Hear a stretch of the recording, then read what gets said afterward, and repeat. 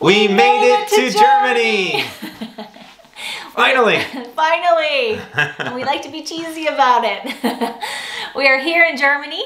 It's been 3 weeks and we wanted to give you a little vlog of our trip on the airplane. We've got some stories to share. And our first week here, which half of it was in quarantine, and share like what our first experiences were like. Yeah. All right, so let's get at it. Yeah.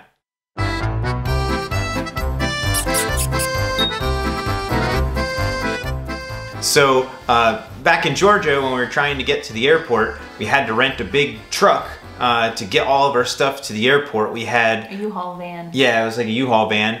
We had 13 checked bags. Most of them were those big Foot Lockers that you've seen. So we had 13 checked bags, 6 carry-ons, and six personal items. All of us had a backpack, plus the cat, and our that's a recurring theme, and our car seats. So I mean, it was just massive. And I made the mistake of not having all of our carry-ons have wheels. A couple of them were duffel bags. And of course, don't make that mistake. Yeah, and of course, in the end, you know, you're like, oh, I still got some things I need to pack. So like, well, stuff in the duffel bag. It's big enough. And so the duffel bags were stuffed full, so they had to be carried and not rolled. You know, the kids were not necessarily pulling their weight, you know, in carrying around bags and stuff. So, you know, just moving all of our carry-on luggage through the airport was not easy.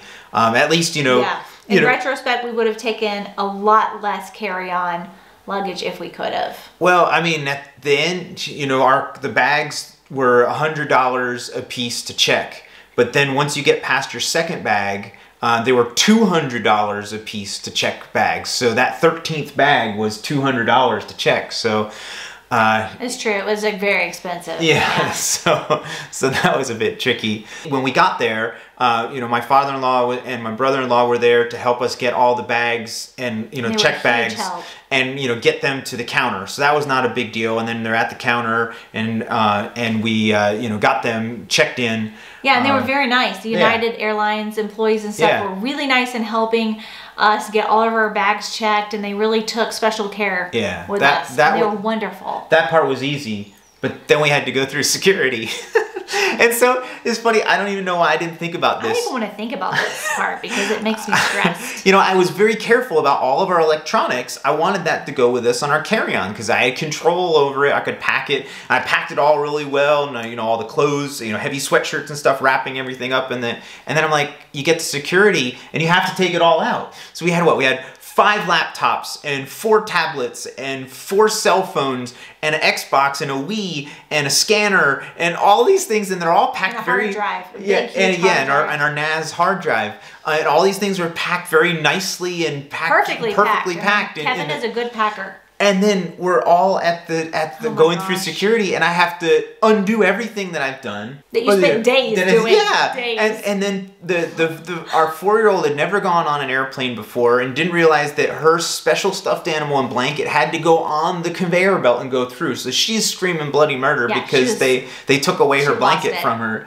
And then the cat, I had to take the cat out of the carrier and carry it through the X-ray machine after I'd gotten all this stuff and like, and we had like, you know, we had, I don't know, maybe 30 of those bins. You know, you have to put everything in the bins, your shoes and your belt and everything. And the boys are like, no, you have to put all your stuff out. And we had 1,000 of these bins there, and Ella's crying, and poor thing. The stuffed animal was like the last thing that got put through, so we had to wait forever for it to come out the other side, and it was crazy. It was awful. And the TSA employees were so rude to us. I mean, we could file a complaint for how bad they were to us. You know, it's like they did not understand that we had 4 children on top of all this luggage, and they were just saying, this is crazy, you have too much stuff. We had the approved amount of carry-ons. We did not have more than we were allowed to have. Exact right amount. There were 6 of us, right. And we're moving abroad, and I kept telling them, we're moving to Germany. We're not just flying to Texas for, you know, to go see our grandma. Like, we're moving to Germany. So yes, we have a ton of stuff. Like, chill out. And they were just like, nobody was helping us. In fact, 4 of them were standing off to the side, chatting among us about how ridiculous we were, and just standing there doing nothing when they could be coming over and helping us go faster. Like, go faster, go faster. Come over and help me go faster. And then there was this lady who was literally screaming at our children because they were stepping into an employee-only area that they didn't know was an employee-only area, and they kept stepping into it, and she was screaming at them. And it got to the point where I screamed back at her. I mean, it was so stressful. I was sweating, I was hot, because we had to wear our coats, you know, and I was just like, you don't scream at a child that way. Stop screaming at my child. If you have a problem, you talk to me or her dad. You don't scream at a 4-year-old. It was unbelievably stressful. I hated that. I mean, I hated that part, and I never want to do it again. And then, you know, awful. I don't know.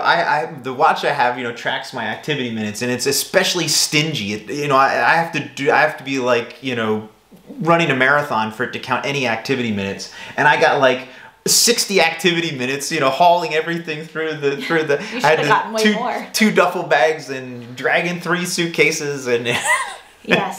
Thankfully, we only changed planes once. We flew from Atlanta to DC, and then from DC to Munich. Yeah. So we only had to haul our carry-ons through 2 airports, and once we got through security, it was just work. It's a lot better. You know, and no one was yelling at us. There was no stress.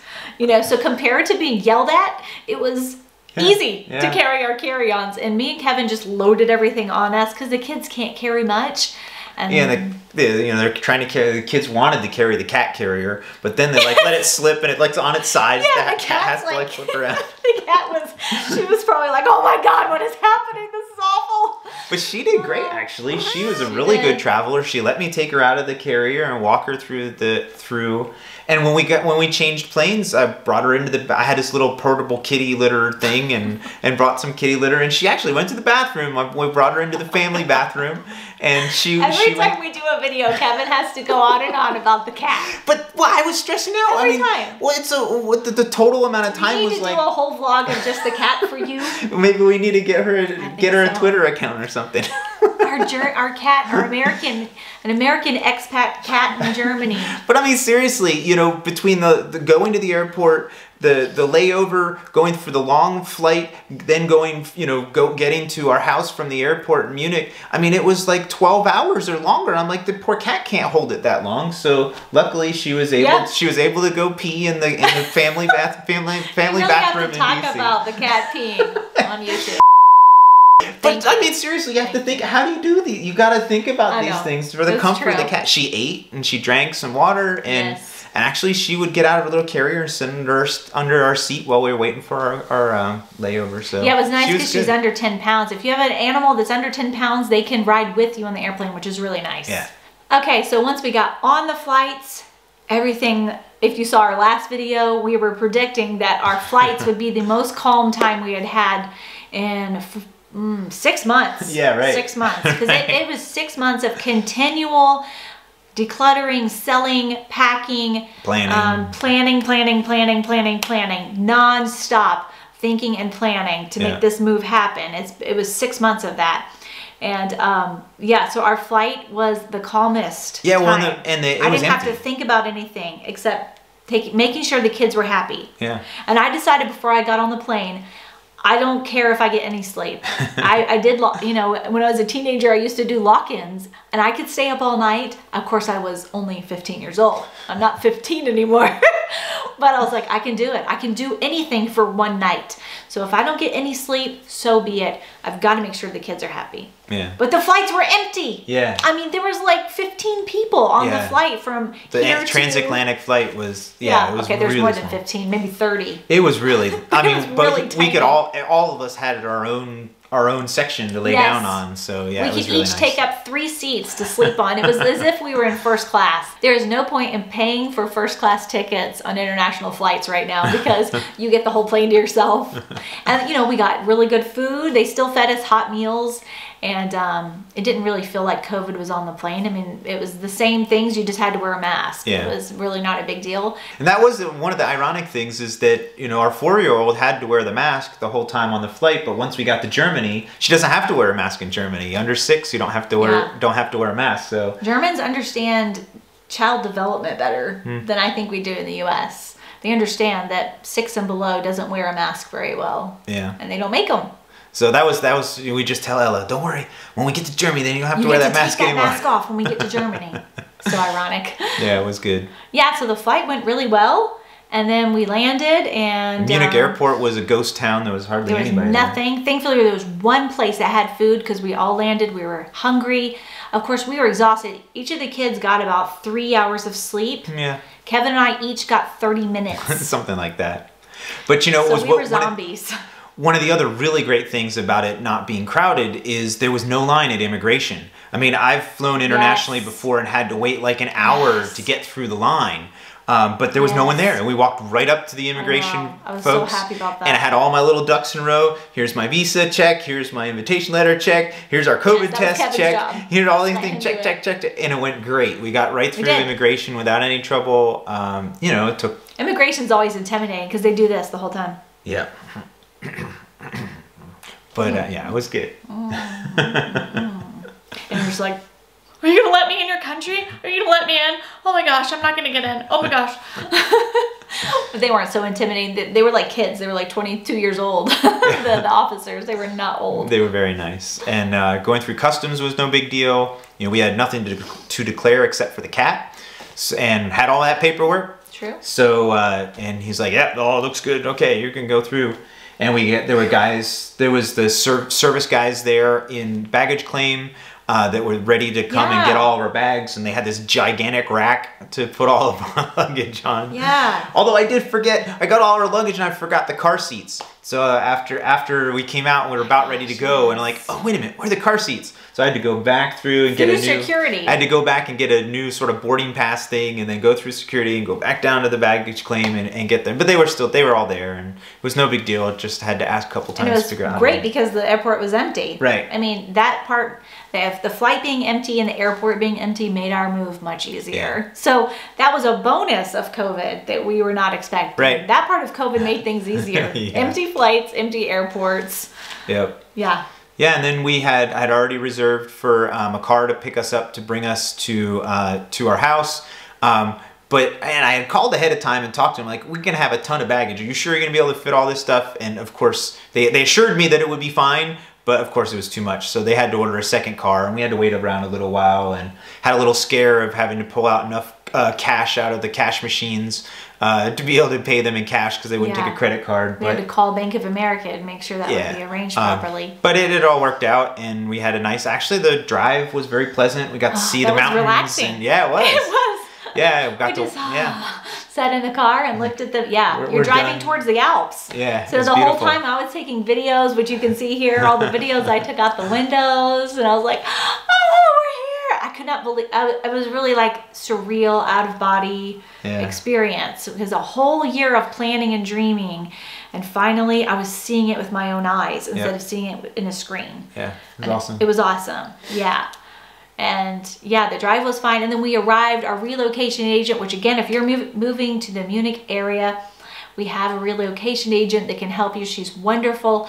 She arrived, she greeted us upon arrival. With pretzels and sausages and from beer. The bakery, local and beer. And then a ton of groceries. I told her, we have 6 people. We're going to be in quarantine. Can you please make sure to get us a lot of groceries? She got us a lot, like so much groceries that we're not going to be able to eat it all. Yeah, I don't know. I think the amount of spaghetti we have, at least that won't go bad. We got that spaghetti for a while. We'll have to buy spaghetti for a couple months. Yeah, she bought us a ton of food. It was awesome. Yeah. And so I arrived to, even though we had no furniture, it was all in boxes. Yeah, the whole dining room was full of boxes. Full of the IKEA boxes. And our only plan was to find the mattresses, get the mattresses on the floor, find the sheets, get those on the beds, and that's all we needed for the first 3 nights. Yeah. Well, and there was a ton of snow here, so we could arrive and kids all put on their mittens and go run out and play in the snow. So it was and really they fun. thought it was a blast because we don't get very much snow in Georgia, so they thought it was tons of fun to arrive to a house with all the snow to play with. And the kids did fine; they did great, and we did. They survived that first day with no problem, made it through the day, and then they crashed at the end of the day. Yeah, we all fell asleep by about 7 p.m. And yeah, it was a great first day. It really was. It was. It felt fun and exciting. The house is amazing. It was as good or better than everything we had expected and hoped for. So Yeah, because we, got this house sight unseen. We sent our relocation agent to look at it for us, and she like made sure there wasn't like mold growing, and she kept telling us this house is amazing. You're gonna love it. It's gonna be great for your family, and she was right. She's like, the town is cute. There's mountains everywhere. You're gonna love it. And we just had to go on blind faith because we couldn't get an Airbnb right now. You can't get it unless it's for business because of COVID. So we had to have a house to come to. Like we really didn't have a choice. All of the hotels are closed here. So it worked out, thank God. It was another one of those pieces that had to fall into place, and it did. Yep.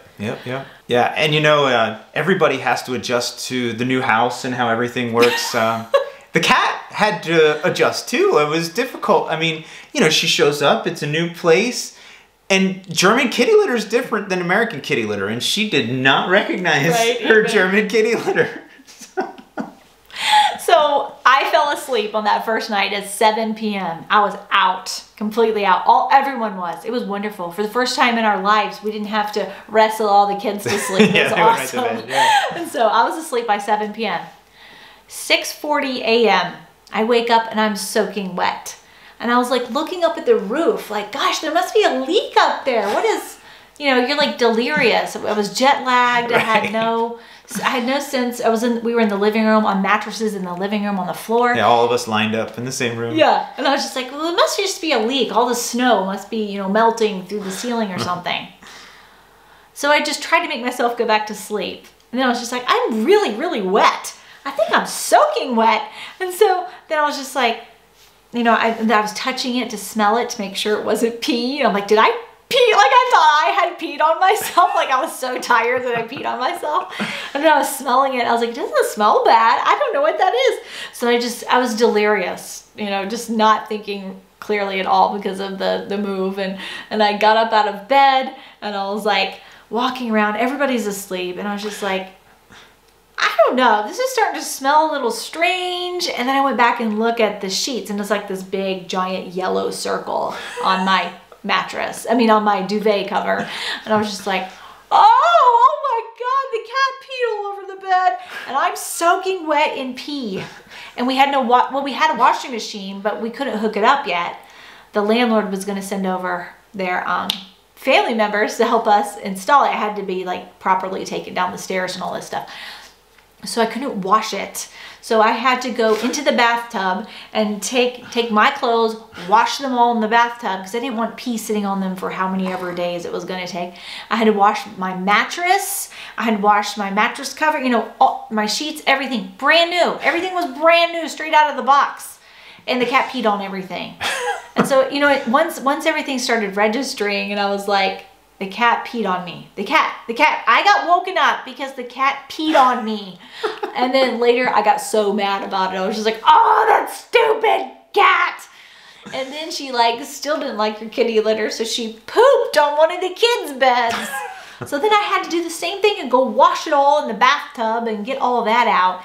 And it was nasty. It was gross. And she knows what German kitty litter is now. It took her a little while, but... And I was like, Kevin, if you do not train this cat, I'm going to be so mad. Because I never wanted the cat to begin with. I'm not a cat person. He is. So it's Kevin's cat. And I was like, I'm not sure it's train this cat. I'm not sure it's a coincidence on who she chose to pee on. I know, right? She's like the one person in this family who doesn't care about me. I'm going to poop on her bed. I'm going to pee on her. Well, she didn't poop on my bed. She peed. So yeah, that was crazy. Well, once we finally got the washing machine hooked up. Oh yeah. First that we hooked it up, but there was like a plug in one of the drain, and so it wouldn't drain. So I couldn't figure out why it wouldn't go to the drain cycle, and then I finally figured that out. Yes. So I finally got that figured out. Yes. And then it spins at like 1,800 RPMs or something. I don't know how fast it is. 1,600. 1,600. Did our old one in America spin that fast? I don't know. But anyway, it spins really fast to get it dry, so you don't need a dryer as much. But it was like going crazy. No, it starts in its spin cycle and it's like and it's like it's walking all the way across the all the way across the floor. And I was like, oh my God. And she's needing to wash clothes and wash because they're all covered this stuff. in cat pee. Yeah, right. And so, you know, then I had to look up online and find an English manual to it and all this stuff. And there were a couple things I needed to take off of it. And I needed to get all the little feet all on the right thing. And then finally we got that all settled. And it could do its spin at 1600 RPMs without any trouble. But and then I was a happy girl. I need clean clothes, you know? It was just one of those things. And I couldn't even read the, you know, all of the settings are all in German, which they should be. Which one in is Germany. which is drain and spin? I'm not saying they should be in English. I'm just saying they were. And yeah, so I had to like do Google Translate, you know, take a picture of it and translate it so that I could understand all the different cycles. And it was just like, you know, and I'm still dealing with the stress of the move, grieving of leaving everything behind, and exhaustion. And so it was just like, you know, everything was hard. Everything's in another language. Our whole fridge was full of food that I didn't even know how to cook. I was so grateful for all of the food that our relocation agent bought us, but I didn't know how all of it needed to be cooked. I mean, I could probably, you know, whip it up and figure it out, but it was like, I don't know what to do with these sausages. I don't know. Do you boil them? Do you saute them? So I was, if you follow me on Instagram, you know I was asking you guys, what do I do with these sausages? What do I do with this sauce? What do I do with this? What do I do with that? And, you know, so it's like every single thing once we moved here was, we have to figure it out. And that's fun to me usually, but not when it's all at once, all at the same time. All day, every day. All day, every day, while I'm tired, while I'm grieving, while I'm exhausted, you know? So it was a rough landing, those first couple weeks. It was, and now it's a lot better. Yeah, so I was talking about how you have to plan for, you know, what you're gonna have in your carry-on, what you're gonna have in your check bag, and what you're gonna send in on the ship. And so I had to make sure I had the bare minimum of tools, you know, a hammer and screwdrivers and some Allen wrenches and stuff, because I had a massive amount of IKEA furniture to build. I mean, it's crazy. I think I know all of the little parts, every part in an IKEA furniture piece. I know all the parts and how they all work. I put it together everything a million times, you know, so I had all the furniture. And, you know, building all that, it was probably, you know, the first 2 weeks, literally every day I built something. And it was funny, we're like, well, what are we going to do with all this cardboard? And we had this stove, you know, we had this big stove, and we started just trying to burn the cardboard. And it's like, there was just too much of it. And we couldn't, you know, produce too much ash and everything. So, so now I've got, at the pool house, I've just piled. Kevin's office. It's my office. Just piled and piled. The whole thing is like filling up with cardboard. It's crazy how much cardboard we've gone through. And we can't get rid of it until we buy a car, which is the next big thing on the agenda. Yeah. We had to get the kids settled in school first, and then we're like, okay, maybe now we can tackle getting a car, because you need a lot of paperwork in Germany for getting a car. And so we'll get there. Yeah, once we have a car, we can load up the car with the cardboard and take it over to the recycling center. But it is way too much cardboard to be sticking out on the street. There's not a recycling center in the world that would pick up the amount of cardboard we have. Yeah, I know. And I mean, thank goodness for Amazon that you know, it's like it is in the States, where you get things in 2 or 3 days. As in the States. And it's just hilarious because our postman, the Deutsche Post guy, he's like, the first day he's like, here's, you know, he carries all these boxes. Here's the boxes. He's like, there's more. Yeah. He goes back, and it's just funny. Every single day, 7 days a week, there's something coming. He's giving us a package. And then just this last day, he's like, "You guys are crazy. This is hilarious." He just chuckling to himself. He said, "Das ist sehr lustig. Das ist sehr lustig." And I was like, "I know we're funny." And I had to tell him in my very 2-year-old German, you know, wir sind neu hier. Do you even say neu or just say neues? I'm not sure. I'm taking classes, I promise. There you go. I am going to be learning German. So every time I see the postman, I'm like, all right, see you tomorrow. Bis morgen. Bis morgen. And he's like, Dankeschön. Yeah. And we explained to him, like, you know, all the stores are closed and we have an empty house and we have to fill it. And he's like, yeah, I understand. All in German. We did that all in German. He definitely gets a kick out of us, so yeah. Give him a little entertainment during his route. Yeah, so we've got a ton of cardboard, a ton of plastic to recycle. Yeah. Thankfully, we could just throw it in Kevin's office. Poor Kevin, his office looks really bad. But there's still at least one patch of wall behind me that I can do my video meetings and just see empty by. So yeah, I'm gonna organize it, make sure there's enough space for that. So like literally every piece of furniture in our house has been built by Kevin. Yeah. I mean, poor guy. He wins Dad of the Year award. You're gonna get a crown and a a medal. IKEA should give out medals for the most furniture ever built. I mean, those first few days, my thumbs were just sore from all of the turning the Allen wrenches a million times. I built as much as I could, but I mean, Kevin is way faster. I mean, 10 times faster at building furniture than I am. So I would be there taking had a half hour that would take Kevin 5 minutes. So finally I just gave up. I'm just going to keep the kids fed and happy. I'm going to wash lots of clothes and keep the house clean, and you take care of the furniture. It became very clear that it was him that should be doing it. It all worked out. Yeah. So we arrived during COVID, so we had to do a 10-day quarantine. That's the current rules right now in Germany. If you arrive, you have to do a 10-day quarantine. But you can get out on your 5th day if you go get tested and you have a negative COVID test. So we took the train. It was the first time the kids, of course, have ever been on a train in Europe. So we took the little train ride. It was like 2 stops up. Yeah, it was 7 minutes. Yeah, right. It was so close to the next town away, the next largest town, and we did our COVID tests, and it was very easy, very straightforward. I mean, even though it was in a foreign language, we made it, we did it, and of course it was all negative. We found out the next day, so on day 6, we were free. We were free. We were so excited. But actually, that was good. I mean, having the first 5 days or so just to be home and acclimate ourselves and not have to worry about going out and doing stuff, and we had enough food and everything for us. But then by day 5, we were ready. We needed to go out. Yeah. It was really fun thing to go out and take the train and go get swabbed. Yes. But yeah. So a throat swab. So by that 5th and 6th day, it was perfect. So actually, the quarantine was not a big deal at all.